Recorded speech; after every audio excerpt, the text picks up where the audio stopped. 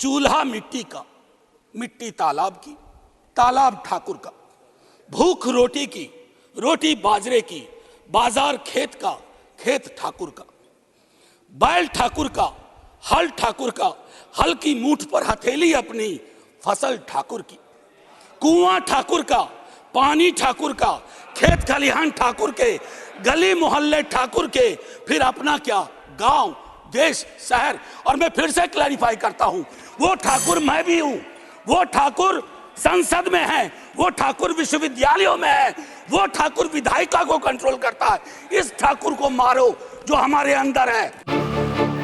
महिला आरक्षण बिल पर राज्यसभा में चर्चा के दौरान बीते 21 सितंबर को मनोज झा ने ठाकुरों पर एक कविता सुनाई थी, जिसको लेकर आनंद मोहन नाराज हो गए हैं। उन्होंने कहा कि अगर मैं उस वक्त राज्यसभा में होता तो उनकी जीभ खींचकर आसन की तरफ उछाल देता।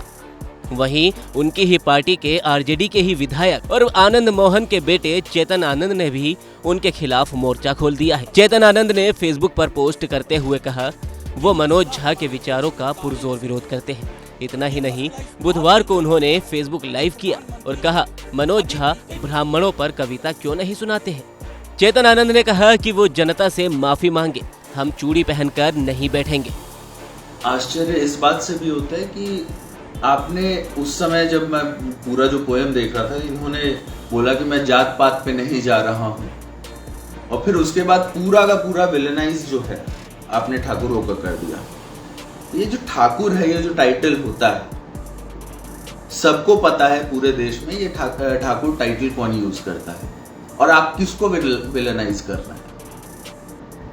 मैं इन लोगों से पूछता हूं जिन्होंने ये किया कि भाई आपको ठाकुरों से क्या एलर्जी है। दुनिया में इतने सारे पोयम हैं, इतनी सारी कविताएं हैं, कभी आपने वो यूज नहीं किया। अगर ठाकुरों के ऊपर कुछ कविताएं हैं तो हम ये मानते हैं कि ब्राह्मण पे भी कुछ नेगेटिव कविताएं चलाई थी, जिसे मैं सही नहीं मानता हूं। लेकिन क्योंकि आप ब्राह्मण हैं तो आपने वो यूज नहीं किया, क्योंकि जब आप वो यूज कीजिएगा तो हम ये दावे के साथ बोल सकते हैं कि बनगांव जहां पर आप रहते हैं वहां के लोग आपको एंटर करने नहीं देंगे। तो ये सब जो है कि किसी को टारगेट करना, किसी को सॉफ्ट टारगेट बनाना, ये सब हम लोग बर्दाश्त नहीं करेंगे। और मुझे आश्चर्य होता है उन लोगों पे भी जो वहां पर बैठे हुए थे, जो हमारे समाज के लोग हैं, जो चाहे पक्ष में बैठे हो या विपक्ष में बैठे हो, जो चाहे कांग्रेस में हो या बीजेपी में हो या फिर किसी और पार्टी में हो, जो वहां पर बैठ करके ये सब सुन गए। अगर हम उस समय सदन में होते तो धरना देते, ऐसे लोगों के खिलाफ प्रोटेस्ट करते और इन लोगों को बोलने नहीं देते, चुपचाप तो नहीं सुनते। इसमें गलती हमारी भी है, हमारे लोगों की भी है, हमारे समाज के लोगों की भी है, और खास तौर पे उन लोगों की जो वहां पर बैठ करके ठाकुरों के अगेंस्ट, अपने समाज के अगेंस्ट इतना कुछ सुन लिए। अगर सदन में हम होते तो उधर प्रोटेस्ट करते।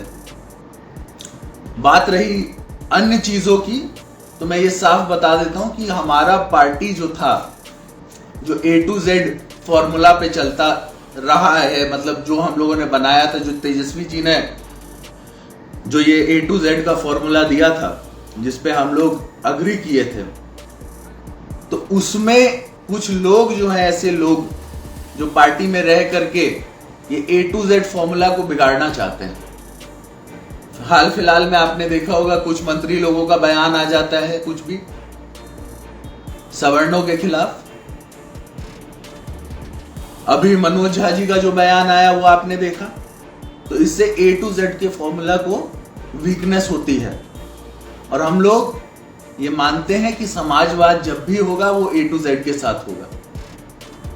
और ऐसे लोग जो भी बयानबाजी कर रहे हैं बिना सोचे समझे, जो मुंह में आया बक दिए, वैसे लोग को 2 बार सोचना चाहिए। क्योंकि अगर समाजवादी खुद को कहते हैं, इन सबको साथ लेकर के चलना होगा, चाहे सवर्ण हो, पिछड़ा हो या कोई भी हो। किसी एक को छोड़ करके जो है पॉलिटिक्स नहीं की जा सकती है। इन्हीं के ब्रेन की उपज है। तो मनोज झा जी को ये समझ लेना चाहिए कि ये सब चीजें जो है समाजवाद को पसंद नहीं है। इधर आरजेडी ने अपने ट्विटर हैंडल से मनोज झा का भाषण शेयर करते हुए लिखा, दमदार और शानदार। ऐसे में ये कहा जा सकता है कि आरजेडी की कविता को लेकर ठाकुर समाज नाराज है, जिसका खामियाजा कहीं न कहीं आरजेडी को आने वाले चुनावों में भुगतना पड़ सकता है।